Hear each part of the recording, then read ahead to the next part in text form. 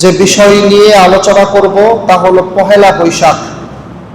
এই পহেলা বৈশাখের ইতিহাস এবং বিধিবিধান, এই বিষয়েই ইতিহাস থেকে, পবিত্র কোরআন এবং সুন্নাহ থেকে কিছু কথা বলার চেষ্টা করব ইনশাআল্লাহ। ওয়া মা তাওফীকি ইল্লা বিল্লাহ, আলাইহি তাওয়াক্কালতু ওয়া ইলাইহি উনীব।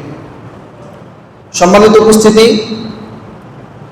আমরা যারা বাঙালি আছি, বাংলাদেশি আছি, তারা এপ্রিল মাসের 14 তারিখ একটা উৎসব পালন করে থাকি।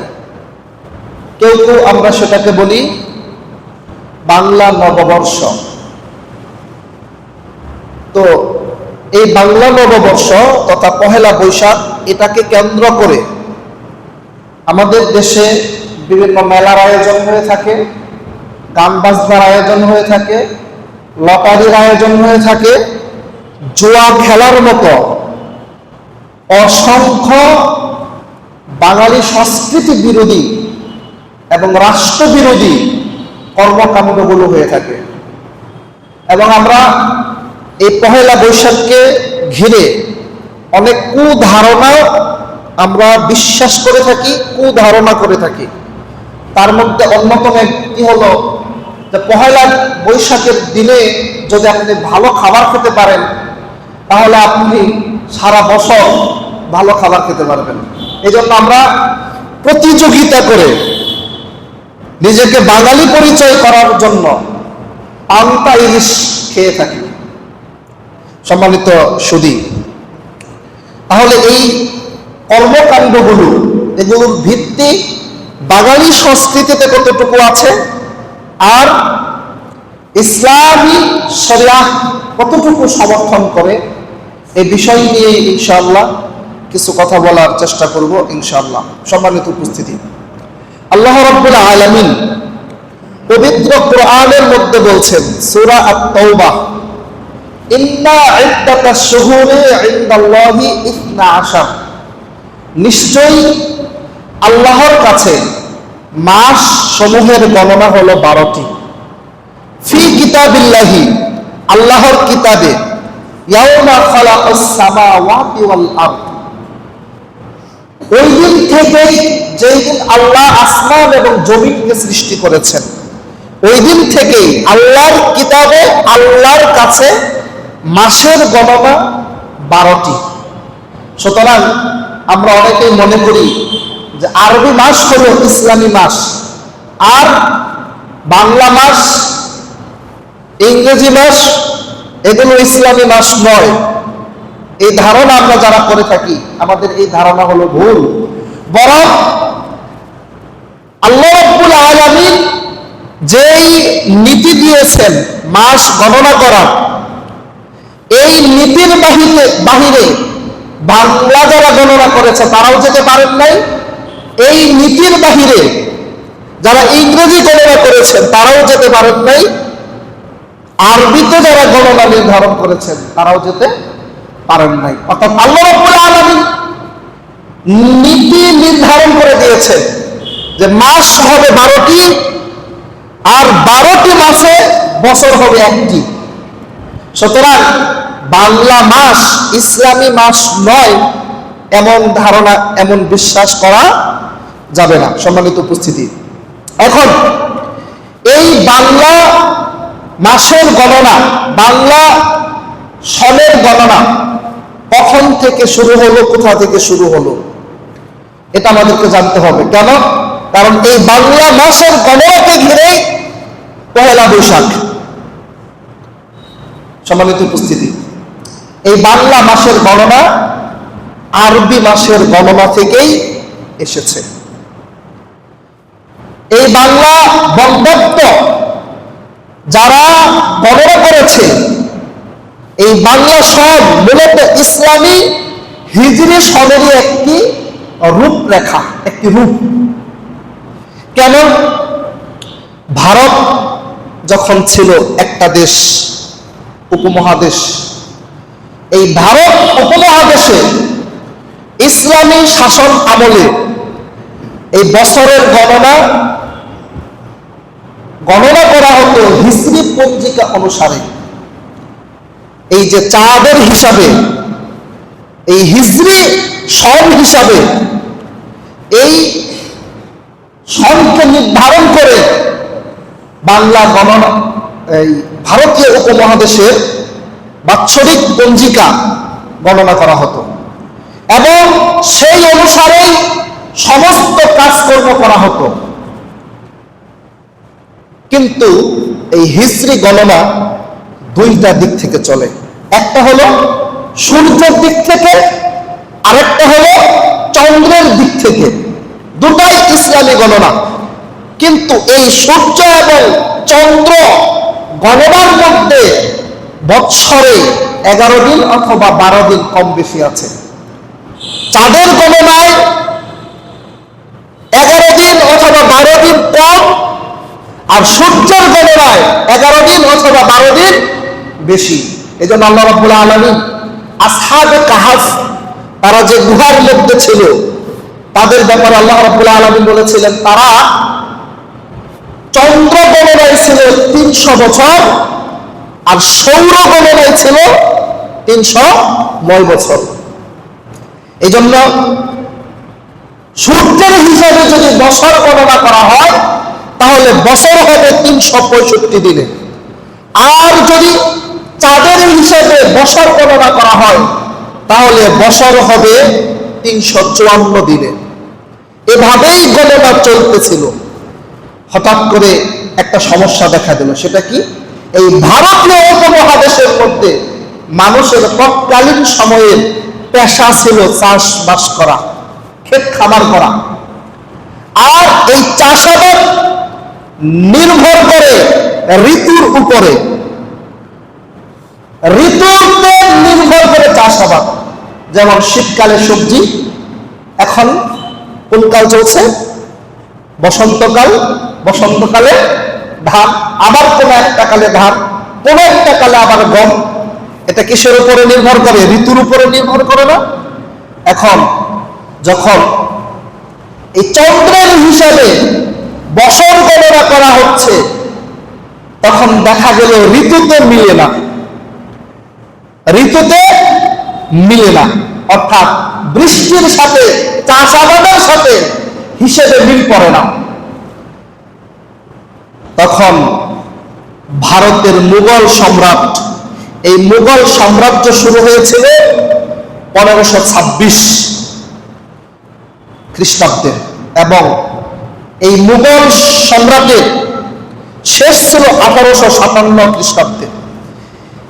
এই তৎকালীন মুঘল সম্রাট আকবর, আপনারা অনেকেই তার নাম শুনেছেন, যে তিনি একটা আলাদা ধর্ম তৈরি করেছিলেন, ধর্ম সৃষ্টি করেছিলেন, দিন প্রতিষ্ঠা করার চেষ্টা করেছিলেন, যার নাম ছিল দ্বীনে ইলাহি, অর্থাৎ সমস্ত ধর্মের সমন্বয়ে একটা ধর্ম তিনি দাঁড় করানোর চেষ্টা করেছিলেন।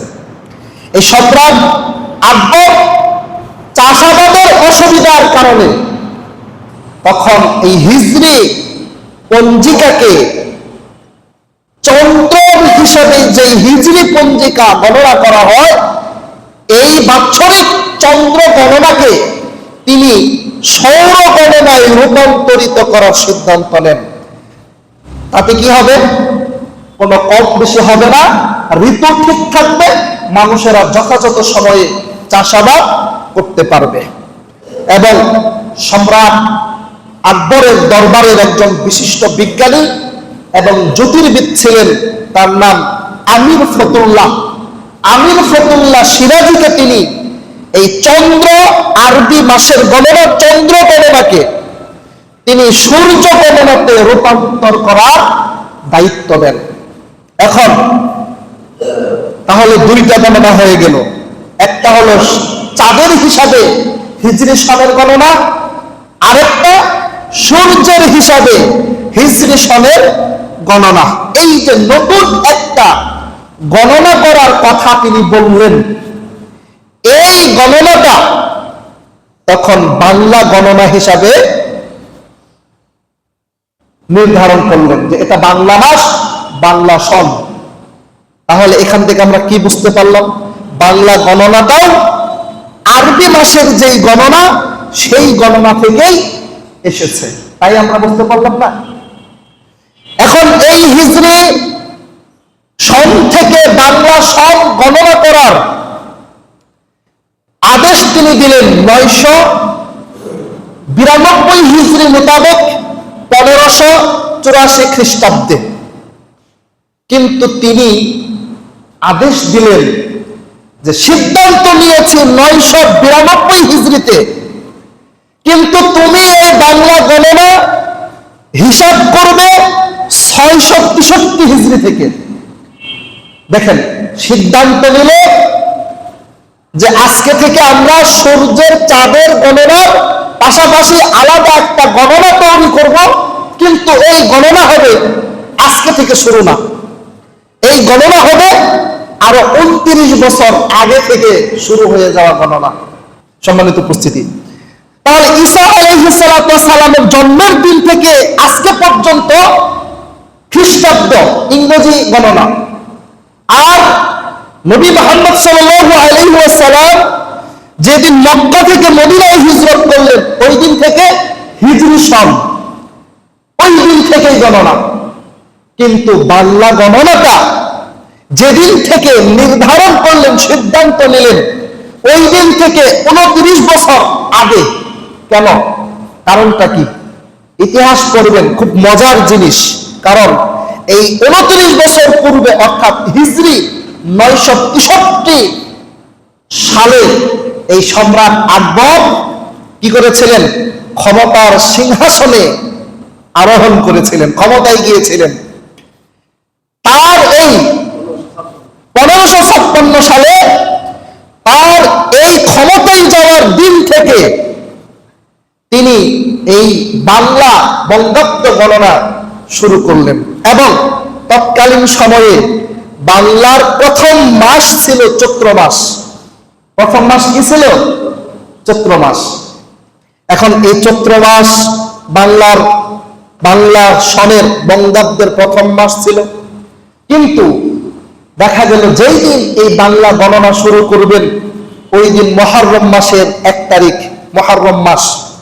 তখন তিনি সিদ্ধান্ত নিলেন যে চৈত্র মাস বাংলা সনের প্রথম মাস বাতিল, বৈশাখ মাস আর মুহররম মাস হিজরি সনের প্রথম মাস, আমরা এই হিজরি সনকে মিল রেখে বৈশাখ মাসকে প্রথম মাস হিসেবে ঘোষণা দিয়ে তখন তিনি বাংলা সন ঘোষণা করেন, এবং সেই দিনকেই বলা হয় পহেলা বৈশাখ বা নববর্ষ, নতুন বছর ধরা হয়। অর্থাৎ মুহররমের 1 তারিখ আরবি নববর্ষ, একই দিন ছিল পহেলা বৈশাখ, 1 তারিখ বাংলা নববর্ষ।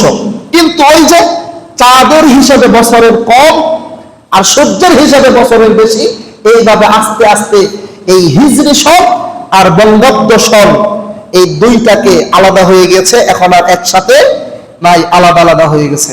সম্মানিত উপস্থিতি, তাহলে এখান থেকে আমরা যেটা বুঝতে পারলাম যে আরবি গণনা যেমন ইসলামী গণনা, বাংলা গণনাও কিন্তু ইসলামী গণনা, এটা আলাদা কোনো গণনা নয়, বরং আরবি গণনা হিজরি হলো সূর্যের চন্দ্রের সাথে, আর বাংলা গণনা হলো সূর্যের সাথে। দিন যাবে দিন আসবে, তারিখ পরিবর্তন হবে, 30 দিনে 1 মাস। আর আরবি গণনা হলো চন্দ্র উঠবে, চন্দ্র অস্ত যাবে, এইভাবে বছর গণনা হবে। তাহলে বাংলা গণনাটা ইসলামের বাহিরে কোনো গণনা নয়। সম্মানিত উপস্থিতি, এখন আমরা তাহলে এই আলোচনা দ্বারা এতটুকু বুঝতে পারলাম যে বাংলা হিসাব, বাংলা মাসের গণনা, বছরের গণনা কখন থেকে শুরু হয়েছে, বুঝতে পারলাম না? সম্মানিত উপস্থিতি, এখন আসেন এই পহেলা বৈশাখ তাহলে কখন থেকে শুরু হলো? মুঘল সম্রাট তাদের সময় থেকেই পহেলা বৈশাখ উপলক্ষে কিছু অনুষ্ঠানের আয়োজন করা হতো। কেন অনুষ্ঠানের আয়োজন করা হতো? এবং সেই অনুষ্ঠান হারাম নাজায়েজ কোনো অনুষ্ঠান ছিল না। কেন এই অনুষ্ঠানের আয়োজন করা হতো?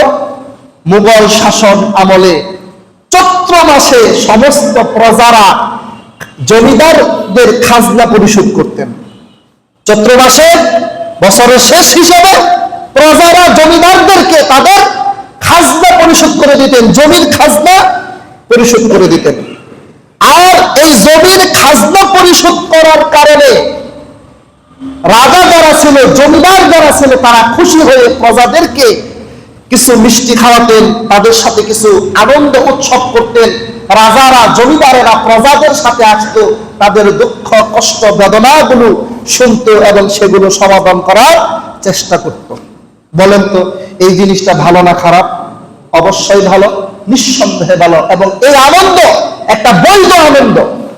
এরপরে যারা ব্যবসায়ী ছিল, এই ব্যবসায়ীরা তাদের ব্যবসার বাকি টাকা পয়সা উঠানোর জন্য এই পহেলা বৈশাখে হালখাতা করতেন। এটা অত্যন্ত আনন্দকর একটা বিষয় যে দুইজনের আনন্দ। ব্যবসায়ী তার বাকি টাকা তার কাস্টমারদের কাছ থেকে উঠাবে, বিনিময়ে যারা খরিদ্দার তাদের আনন্দ হলো যে এই হালখাতাকে কেন্দ্র করে তারা একটু ভালো খাবার দাবার খাবে, অনেক মানুষের সাথে সাক্ষাৎ হবে। এতটুকু ছিল পহেলা বৈশাখের উৎসব আনন্দ। এবং এই আনন্দ ছিল একটি সামাজিক আনন্দ, একটি শিষ্টাচার, সুন্দরভাবে সমাজকে, রাষ্ট্রকে পরিচালনা করার একটা নির্ধারিত পন্থা বা পদ্ধতি ছিল। এটা ছিল পহেলা বৈশাখ। এবং এই পহেলা বৈশাখ ছিল প্রজাদের জন্য কল্যাণকর, ব্যবসায়ীদের জন্য কল্যাণকর, যারা জমিদার ছিল তাদের জন্য কল্যাণকর। এই পহেলা বৈশাখ ছিল যারা দোকানের বাকি খরিদ্দার তাদের জন্য কল্যাণকর।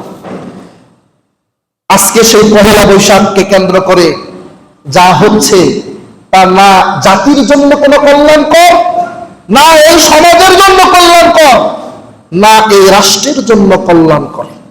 আজকে পহেলা বৈশাখকে কেন্দ্র করে যা কিছু করা হচ্ছে তা কখনোই বাঙালি পূর্ব সংস্কৃতিতে এটা ছিল না।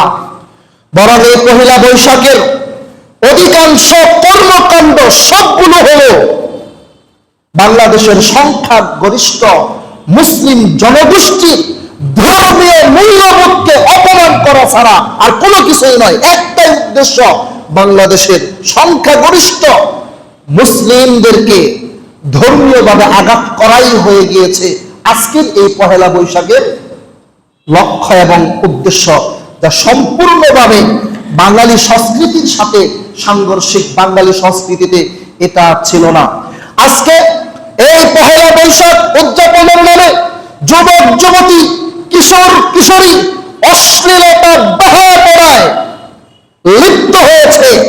এই পহেলা বৈশাখকে কেন্দ্র করে আজকে যুবক যুবতীদেরকে, কিশোর কিশোরীদেরকে নগ্নতার, অশ্লীলতার, বেহায়াপনার প্রশিক্ষণ দেওয়া হচ্ছে। আর এই প্রশিক্ষণ দেওয়ার জন্য বাংলাদেশের প্রত্যেকটি জায়গাতে আজকে রিসোর্ট তৈরি করে দেওয়া হয়েছে। তো তোমরা নিরাপদে বেহায়াপনার, জেলা ব্যভিচারের, অশ্লীলতার প্রশিক্ষণ দেবে, এই রিসোর্টের ভিতরে গিয়ে কেউ তোমাদেরকে কিচ্ছু বলতে পারবে না। আপনি দেখতে পারবেন আপনার গ্রামের আশেপাশে যে রিসোর্ট গুলো রয়েছে, এই রিসোর্ট গুলোতে আগামী পহেলা বৈশাখে হাজারো সতী নারীর সতীত্বকে বিলীন করে দেওয়া হবে। হাজারো যুবক তাদের যৌবনের সতীত্বকে বিলীন করে দেবে একজন পরনারীর সাথে গিয়ে। আর এই রিসোর্ট গুলো কারা করেছে? এই রিসোর্ট গুলো কে প্রতিষ্ঠা করেছে? হয়তোবা কেউ পুলিশের ডিআইজি, অথবা কেউ এসপি, কেউ এএসপি, কেউ অডিশনাল ডিআইজি, কেউ আইজিপি।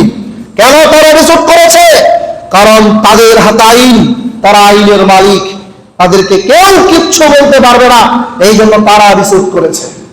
আপনি আপনার এলাকায় রিসোর্টের খোঁজ খবর নেন, ডিআইজি সাহেব খুব সালাদ আদায় করে, এসপি সাহেব খুব সালাদ আদায় করে, ধার্মিক মানুষ, কিন্তু তার রিসোর্ট আছে।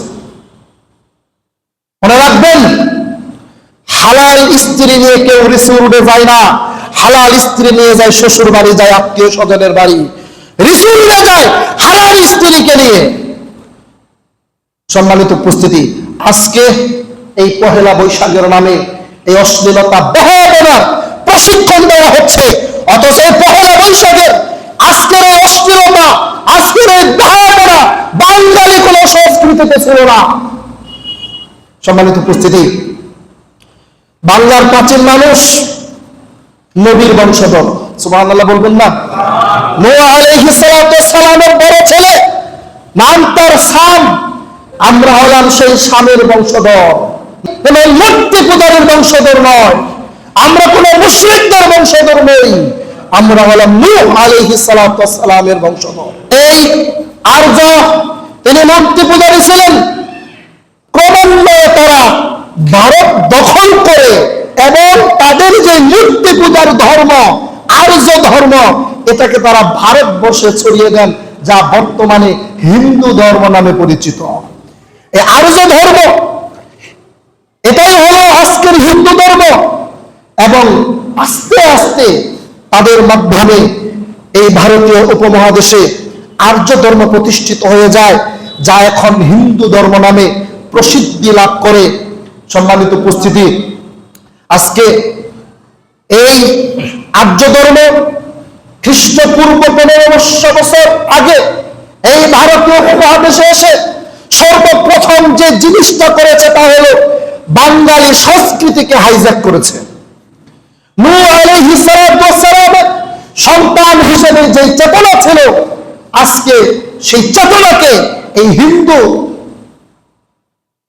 হিন্দুত্ববাদীরা তারা এই চেতনাকে ধ্বংস করে দিয়েছে। তাদের কর্মকাণ্ডের কারণে আজকে নূহ আলাইহিস সালামের যে মুক্তি বিরোধী চেতনা, এই চেতনাকে তারা হাইজ্যাক করেছে, বাঙালি সংস্কৃতিকে তারা হাইজ্যাক করেছে। সর্বপ্রথম এই কাজটা তারা করেছে। এরপরে তাদের ভাষায়, অর্থাৎ এই হিন্দুদের ভাষায় সবচাইতে ঘৃণিত হলো বাঙালিরা, সবচাইতে ঘৃণার ভাষা হলো বাংলা ভাষা। তাদের অন্যতম একটি কিতাব নাম হচ্ছে বেদ। এই বেদে এবং তাদের অন্যতম একটি হিন্দু ধর্মের কিতাব নাম তার পুরাণ। এই বেদ এবং পুরাণের মধ্যে বাংলা ভাষাকে পক্ষীর ভাষা বলে কটাক্ষ করা হয়েছে, পাখির ভাষা বলে পাখিও বলা হয় নাই। বলছে বাংলা ভাষা কোন মানুষের ভাষা হতে পারে না, বাংলা ভাষা হলো পক্ষীর ভাষা। নাউযুবিল্লাহ। এবং বাঙালিদেরকে দস্যু নামে অভিহিত করা হয়েছে। আপনি কল্কি প্রাণ খুলুন, আপনি বেদ খুলুন, বাঙালিদেরকে বলা হয়েছে দস্যু এবং তাদেরকে বলা হয়েছে দাস। আমরা নাকি ওই হিন্দুদের দাস, এই কথা বলা হয়েছে। এরপরে যখন মুসলিম সুলতানগণ আসলেন, মুসলিম সুলতানগণ এসে আমাদের বাংলা ভাষাকে রক্ষা করেন, বাংলার সংস্কৃতির দিকে তারা গুরুত্ব দেন এবং বাংলার প্রাচীন লোক সংস্কৃতি ও মুসলিম সংস্কৃতির সংমিশ্রণ তখন বোঝানো হতো। কিন্তু ক্রমান্বয়ে সেই আর্যগণ অর্থাৎ হিন্দু পণ্ডিতগণ বাঙালিত্ব বলতে মূলত বুঝাইতো হিন্দুত্ব। বাংলা জাতীয়তাবাদ বলতে মূলত তারা বোঝায়, এখন পর্যন্ত বোঝায় হিন্দু জাতীয়বাদ। এবং ভারতে সকল ধর্মের মানুষদেরকে হিন্দু ধর্মের কৃষ্টি ও সভ্যতা গ্রহণে বাধ্যতামূলক করেন, দাবি করেন। তেমনি ভাবে এই জন্যই তারা বাংলা সংস্কৃতি বলতে আজকে হিন্দু সংস্কৃতিকেই ঢুকিয়ে দিয়েছেন। সম্মানিত উপস্থিতি, শরৎচন্দ্র শ্রীকান্ত গল্পে এই কথাগুলো অত্যন্ত সুন্দরভাবে বাঙালিদেরকে হেউ তুচ্ছ করে বলে দিয়েছেন। এবং এই হিন্দুগণ আর্যগণ যখন বাংলাদেশে আসলেন, তখন এই পহেলা বৈশাখকে কেন্দ্র করে আজকে যা কিছু ঢোকানো হয়েছে সবকিছু হলো তাদের দেব দেবতা, তাদের প্রতীক। আগে আপনাদেরকে বললাম পহেলা বৈশাখে মুসলিমগণ কি করতেন? তারা খাজনা পরিশোধ করতেন, মিষ্টি মুখ করতেন, হালখাতা করতেন। আজকে খাজনা পরিশোধ নেই, আজকে ঋণ পরিশোধ নেই, আজকে হালখাতা নেই। আজকে হয়েছে কি? হুতুম পেঁচা, আজকে হয়েছে হনুমান, আজকে হয়েছে সাপ। এই হুতুম পেঁচা হিন্দুদের দেবতা, এই সাপ হিন্দুদের দেবতা, এই হিন্দুদের দেবতা আজকে বাঙালি সংস্কৃতি বলে, বাঙালিয়ানা বলে মুসলমানদের কাঁধে আজকে তারা তাদের দেবতাকে উঠিয়ে দিয়েছে। আজকে বাঙালিত্ব বলে চেতনার দাবি করে তাদের হনুমান দেবতাকে আজকে মুসলমানদের কাঁধে উঠিয়ে দিয়েছে। অথচ এই হনুমানকে কাঁধে নিয়ে ঘোরাঘুরি করা, এই হুতুম পেঁচার মূর্তি নিয়ে ঘোরাঘুরি করা, এই সাপ নিয়ে ঘোরাঘুরি করা, আরো কত মূর্তি নিয়ে ঘোরাঘুরি করা, এটা কোনোদিন বাঙালি সংস্কৃতিতে ছিল না। বাংলাদেশের বাঙালি সংস্কৃতির যিনি প্রবর্তক, বাংলা হিজরি সনের যিনি প্রবর্তক সম্রাট আকবর, তার সময়ে এগুলো ছিল না। আজকে এগুলো বাঙালি সংস্কৃতি বলে চালিয়ে দেওয়া হচ্ছে। শুধুমাত্র তাই নয়, এই সংস্কৃতি হলো পৌত্তলিকদের সংস্কৃতি, এই সংস্কৃতি হলো হিন্দুদের সংস্কৃতি, পৌত্তলিকদের সংস্কৃতি, মূর্তি পূজারীদের সংস্কৃতি। ওই যে আর্যগণ যারা ভারতে এসেছিলেন তারা ছিল মূর্তি পূজারী। ক্রমান্বয়ে তারা আমাদেরকে সংস্কৃতির দোহাই দিয়ে আমাদের কাজে আজকে তারা মূর্তি তুলে দিয়েছে। এক সময় বাংলা এই বর্ষপুঞ্জি এদেশের মানুষের জীবনের অংশ ছিল। বাংলা এই ক্যালেন্ডার দিয়ে, এই সাল দিয়ে মানুষ তাদের ব্যবসা বাণিজ্য পরিচালনা করত, তাদের কৃষি কাজ পরিচালনা করত। আজকে এই ক্যালেন্ডার দিয়ে কিচ্ছু হয় না। সারাটা বছর ইংরেজি ক্যালেন্ডার দিয়ে জীবন পরিচালনা চলে, সারাটি বছর ইংরেজি তারিখ দিয়ে ব্যবসা বাণিজ্য চলে, কোর্ট কাছারি চলে, সবকিছু চলে। শুধুমাত্র পয়লা বৈশাখকে কেন্দ্র করে হিন্দুদের পূজা করিয়ে মুসলমানদের ইমান হারা করে দেওয়া হচ্ছে এই বাংলা সন দিয়ে। অথচ এই বাংলা সন কোন হিন্দুদের সন নয়, এই বাংলা সাল কোন পৌত্তলিকদের সাল নয়, এই বাংলা সাল কোন আর্যদের বাংলা সাল নয়, এই বাংলা সাল কোন দখল করা আর্যদের বাংলা সাল নয়। এই বাংলা সাল, এই বাংলা তারিখ, এই বঙ্গাব্দ হলো মুসলমানদের সাল, এই বঙ্গাব্দ হলো মুসলমানদের বঙ্গাব্দ। যারা আজকে বাঙালিদেরকে দাসের সাথে তুলনা করে, যারা আজকে বাংলাদেশের ভাষাকে, বাংলা ভাষাকে বলে পক্ষের ভাষা, যাদের কিতাবের মধ্যে বাংলাদেশিদেরকে, বাঙালিদেরকে দস্যু বলে উল্লেখ করা হয়েছে, তারা আজকে আমাদের উপরে হুতুম পেঁচা চাপিয়ে দিয়েছে। আর নাম দিয়েছে মঙ্গল শোভাযাত্রা, নাম দিয়েছে মঙ্গল শোভাযাত্রা। তার মানে বোঝা হচ্ছে আজকের এই মঙ্গল শোভাযাত্রার দিনে তুমি হুতুম পেঁচা নিয়ে ঘুরবে, তুমি হনুমান নিয়ে ঘুরবে, তুমি বানর নিয়ে ঘুরবে, তুমি সাপ নিয়ে ঘুরবে, নিজে তুমি মানুষ থেকে বানর হয়ে যাবে, মানুষ থেকে তুমি পশুতে পরিণত হবে, চতুষ্পদ জন্তুতে পরিণত হবে, তবে আমাদের দেবতারা তোমাদেরকে মঙ্গল করবেন। আলহামদুলিল্লাহ। এর মানে মঙ্গল করার দায়িত্ব দেওয়া হয়েছে এই হনুমানের উপরে, মঙ্গলের প্রতিপাদন হয়েছে এই হনুমানদেরকে। কোন বাঙালি মুসলিম হিসেবে এই কাজগুলো করতে পারে না। সম্মানিত উপস্থিতি, আজকে আমাদের সমাজে আমরা অনেক চিল্লাচিল্লি করি, পাশ্চাত্যের সভ্যতা নিয়ে আমাদের সন্তানগুলো নষ্ট হয়ে যাচ্ছে, আমাদের সংস্কৃতি নষ্ট হয়ে যাচ্ছে, বিজাতীয় সংস্কৃতি আমরা গ্রহণ করছি। সম্মানিত উপস্থিতি, পাশ্চাত্যের অনেক ভালো ভালো সংস্কৃতি আছে, তারা আমাদেরকে সেই ভালো ভালো সংস্কৃতিগুলো দেয় না। পাশ্চাত্যের অনেক ভালো ভালো নীতি আছে, তারা আমাদেরকে সেই নীতিগুলো দেয় না। তারা আমাদেরকে দেয় অশ্লীলতার সংস্কৃতি, তারা আমাদেরকে দেয় মাদকতার সংস্কৃতি, তারা আমাদেরকে দেয় বেহায়াপনার সংস্কৃতি।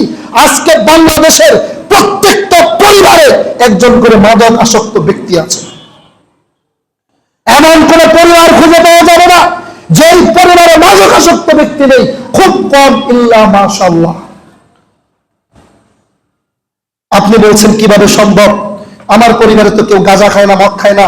শুনুন, আপনার পরিবারে গাঁজা খায় না, মদ খায় না, এই কথা ঠিক, কিন্তু আপনার পরিবারে জর্দা খায়, বিড়ি খায়, সিগারেট খায়, এই কথাও ঠিক। মনে রাখবেন, গাঁজা, মদ, হিরোইন, ফেন্সিডিল যেই পরিমাণ অপরাধ, জর্দা খাওয়া ঠিক একই পরিমাণ অপরাধ। রাসূল সাল্লাল্লাহু আলাইহি ওয়াসাল্লাম কি বলছেন? মা আসকারা কাসীরুহু ফাকালিলুহু হারাম। যেই জিনিস বেশি খেলে বিবেকের ক্ষতি হয়, তার অল্প হারাম। জর্দা এক মুঠ খাওয়ান, দেখে বিবেক ঠিক থাকে কেন? এই সংস্কৃতিগুলো আমাদেরকে পাশ্চাত্য থেকে দিয়েছে। সিগারেটের সংস্কৃতিটা তারা আমাদেরকে দিয়েছে, কিন্তু তাদের দেশে অনেক ভালো ভালো সংস্কৃতি আছে, তাদের দেশে মানবতার সংস্কৃতি আছে, জনকল্যাণের সংস্কৃতি আছে। তারা আমাদেরকে সেই সংস্কৃতি দেয় না। তারা আমাদেরকে দিয়েছে ফুটবল খেলার সংস্কৃতি, তাদের দেশে মিসাইল বানানোর সংস্কৃতি আছে, তাদের দেশে সাবমেরিন বানানোর সংস্কৃতি আছে, তাদের দেশে আধুনিক অস্ত্র বানানোর সংস্কৃতি আছে, তাদের দেশে চিকিৎসা বিজ্ঞানের সংস্কৃতি আছে। তারা আমাদেরকে সেই সংস্কৃতি দেয় নাই। তারা আমাদেরকে দিয়েছে ক্রিকেট খেলার সংস্কৃতি, তারা আমাদেরকে দিয়েছে ফুটবল খেলার সংস্কৃতি। এখন আমাদের করণীয় কি? এই যে অশ্লীলতা, বেহায়াপনা, গত কয়েকদিন আগে পিরুজালিতে, গত 2 দিন আগে একজন জলজান্ত মানুষকে হত্যা করা হলো অপর একজন পুরুষের সহযোগিতা। আপনারা জানেন না এই ঘটনা? অপর একজন পুরুষের সহযোগিতায়। ওই পুরুষের কি প্রয়োজন ছিল ওই নারীর সাথে একটা খুনের আসামি হওয়ার? আপনি যদি লক্ষ্য করেন অবশ্যই দেখতে পারবেন, হয়তোবা আল্লাহু আ'লাম, আল্লাহ ভালো জানে, হয়তোবা পরকীয়ার সম্পর্কও থাকতে পারে। এরকম প্রত্যেকটা পরিবার আজকে পরকীয়ার সাথে জড়িত হয়ে যাচ্ছে। কেন? এই যে সংস্কৃতির নামে কিশোর কিশোরী, যুবক যুবতীরা আজকে সংস্কৃতির নামে, পহেলা বৈশাখের নামে আজকে পরকীয়া করবে আমার আপনার চোখের সামনে। আপনি ভাবছেন যে আমার মেয়ে ছোট, আমার ছেলে ছোট, আমার এখন কোনো সমস্যা নেই, আমার এগুলো নিয়ে কোনো চিন্তা নেই। মনে রাখবেন, আপনার ছেলেও একদিন বড় হবে, আপনার মেয়েও একদিন বড় হবে। এই সংস্কৃতি যদি আপনি আপনার সমাজ থেকে বিদায় করতে না পারেন, তাহলে আপনার ছেলে, আপনার মেয়ে, আপনার পরবর্তী প্রজন্ম এই অশ্লীলতার সংস্কৃতিতে, এই বেহায়াপনার সংস্কৃতিতে মিলে মিশে একাকার হয়ে যাবে। এই জন্য আল্লাহ রাব্বুল আলামিন আপনাকে বলছেন, ইয়া আইয়ুহাল্লাযীনা আমানু, হে ঈমানদারগণ, কু আনফুসাকুম ওয়া আহলিকুম নার, তোমরা নিজেরা জাহান্নামের আগুন থেকে বাঁচাও, তোমাদের পরিবারকে জাহান্নামের আগুন থেকে বাঁচাও। ওয়া কুদুহান নাস ওয়াল হিজারা, মনে রাখবা ওই জাহান্নামের আগুন জ্বালানি হবে মানুষ এবং পাথর। অনেক বাবা আছে তাহাজ্জুদের নামাজ পড়ে সন্তান পয়লা বৈশাখে নারী নিয়ে ঘুরে বেড়ায়, ভালোবাসা দিবসে নারী নিয়ে ঘুরে বেড়ায়। অনেক বাবা আছে মসজিদে ইমামতি করে, খতিব, কিন্তু তাদের ছেলে তাদের মেয়ে পহেলা বৈশাখের গান গেয়ে বেলা, আইলো আইলো আইলো রে পয়লা বৈশাখ আইলো রে। এই বাবাদের নামাজ, এই মুসল্লিদের নামাজ, এই পরিবারের নামাজ কোনো কাজে আসবে না। 2 নম্বর হাদিস, রাসূল সাল্লাল্লাহু আলাইহি ওয়াসাল্লাম বলেন, কুল্লুকুম রাঈন, পৃথিবীর মানুষ তোমরা প্রত্যেকেই দায়িত্বশীল, ওয়া কুল্লুকুম মাসউলুন আন রায়াতিহি, কিয়ামতের দিন তোমাদের প্রত্যেককেই তার দায়িত্ব সম্পর্কে জিজ্ঞাসা করা হবে। আল ইমামু রাঈন মাসউলুন আন রায়াতিহি, এই দেশের নেতা দায়িত্বশীল, এই দেশের সরকার, এই দেশের এমপি, মন্ত্রী, চেয়ারম্যান, মেম্বার দায়িত্বশীল। কিয়ামতের ময়দানে তার দেশের, তার এলাকার দায়িত্ব সম্পর্কে জিজ্ঞাসা করা হবে। এরপর আল্লাহ নবী বলেন, ওয়ার রাজুলু রাঈন আহলিহি ওয়া হুয়া মাসউলুন আন রায়াতিহি, একজন পুরুষ তার পরিবারের ব্যাপারে দায়িত্বশীল, তার সন্তানের ব্যাপারে, তার স্ত্রীর ব্যাপারে দায়িত্বশীল। কিয়ামতের ময়দানে তাকে জিজ্ঞাসা করা হবে। পিরুজালির ওই যুবককে জিজ্ঞাসা করা হবে, যুবক তোমার স্ত্রীর ব্যাপারে তুমি দায়িত্বশীল, তোমার স্ত্রী তোমার মাকে হত্যা করেছে, তুমি জবাব দিয়ে যাও। সন্তানের ব্যাপারে জিজ্ঞাসা করা হবে পুরুষকে, যুবক লোক তুমি বাবা, তোমার সন্তান পহেলা বৈশাখে অশ্লীলতা করেছে, বেহায়াপনা করেছে, তুমি জবাব দিয়ে যাও। এরপর আল্লাহ নবী বললেন, ওয়াল মারআতু রাইয়াতুন ফি বাইতি যাওজিহা, আর একজন মহিলাও দায়িত্বশীল তার স্বামীর ব্যাপারে, তার স্বামীর সংসারের ব্যাপারে একজন মহিলাও দায়িত্বশীল, তাকেও জিজ্ঞাসা করা হবে, তাকেও কিয়ামতের ময়দানে জবাব দিতে হবে। সুতরাং আমি আপনাকে বলছি, আপনি মুসলিম, আপনি চিরনবী, আপনি মরণকে করবেন না ভয়, মরলে গাজী, বাঁচলে শহীদ, এটাই আপনার পরিচয়। আপনার কোন সন্তান, আপনার ছেলে, আপনার ভাই ভাতিজা যে হোক না কেন, তারা যেন এই সংস্কৃতির নামে, বাঙালি সংস্কৃতির নামে, কোন চেতনার নামে, এই অশ্লীলতায়, এই বেহায়াপনায়, এই মেলা গান বাজনাতে যেন যুক্ত হতে না পারে। আজকে আমাদের সমাজের নেতারা চক্ষু লজ্জায় ভূত কমে যাবে, এই আশায় গান বাজনাতে যুক্ত হচ্ছে, অশ্লীলতাকে তারা সাপোর্ট করছে। তাদের উদ্দেশ্যে বলতে চাই, মনে রাখবেন আল্লাহ বলছেন কুলিল্লাহুম্মা মালিকাল মুলকি তুতিল মুলকা মান তাশা, ক্ষমতার মালিক হলো আল্লাহ। আল্লাহ যাকে ক্ষমতা দিবেন কেউ তাকে ক্ষমতা থেকে সরিয়ে দিতে পারবেন না, আর আল্লাহ যার থেকে ক্ষমতা নেবেন কেউ তাকে ক্ষমতা দিতে পারবেন না। সর্বশেষ একটি হাদিস বলে শেষ করে দিচ্ছি। নবী সাল্লাল্লাহু আলাইহি ওয়াসাল্লাম বলেছেন, সালাসাতুন, তিন শ্রেণীর মানুষ, ক্বাদ হারামাল্লাহু আলাইহিমুল জান্নাহ, তাদের উপরে জান্নাতকে হারাম করে দেওয়া হয়েছে। এক, মুদমিনুল খামর, যে ব্যক্তি নেশাদার দ্রব্য পান করবে, বিড়ি সিগারেট জর্দা গোল খাবে, মসজিদের হুজুরা যদি খায় হুজুরের জন্য জান্নাত হারাম। দুই, ওয়াল আক, আত্মীয়তার সম্পর্ক ছিন্ন করবে যে ব্যক্তি, ওই ব্যক্তি নামাজ রোজা হজ যাকাত দিয়ে জান্নাতে যেতে পারবে না। তিন নম্বর, আদ-দায়ুস আল্লাযী ইউকিরু ফি আহলিহি আল খাবাস, ওই ব্যক্তি যে তার পরিবারের মধ্যে অশ্লীলতা বেহায়াপনার সুযোগ দিয়েছে, সে জান্নাতে যাবে না, তার জন্য জান্নাত হারাম, থাকার জায়গা জাহান্নাম। সুতরাং আজকের এই আলোচনা দ্বারা আমি আপনাদেরকে যেটা বোঝাতে চাচ্ছি, পহেলা বৈশাখ কোনো হিন্দুদের অনুষ্ঠান নয়, কোনো হিন্দুদের সংস্কৃতি নয়। পহেলা বৈশাখ মুসলমানদের সংস্কৃতি। সুতরাং এই মুসলমানদের সংস্কৃতির নামে কোনো অশ্লীলতা, বেহায়াপনা, গান বাজনা, কোনো হুতুম পেঁচার পূজা, কোনো হনুমানের পূজা, কোনো বাদরের পূজা, কোনো মঙ্গল শোভাযাত্রার নামে অমঙ্গল শোভাযাত্রা যেন আমার আপনার পরিবারের কেউ করতে না পারে। জীবন দিয়ে দিব এই পহেলা বৈশাখকে কেন্দ্র করে যে গান বাজনার আয়োজন হবে, ওই গান বাজনাতে একটা টাকা পয়সা যেন আমাদের পকেট থেকে না যায়। আল্লাহ রাব্বুল আলামিন আমাদের সকলকেই এই দুনিয়ার এই সকল বিভিন্ন সংস্কৃতির নামে ফিতনা থেকে হেফাজত করুন, আমিন।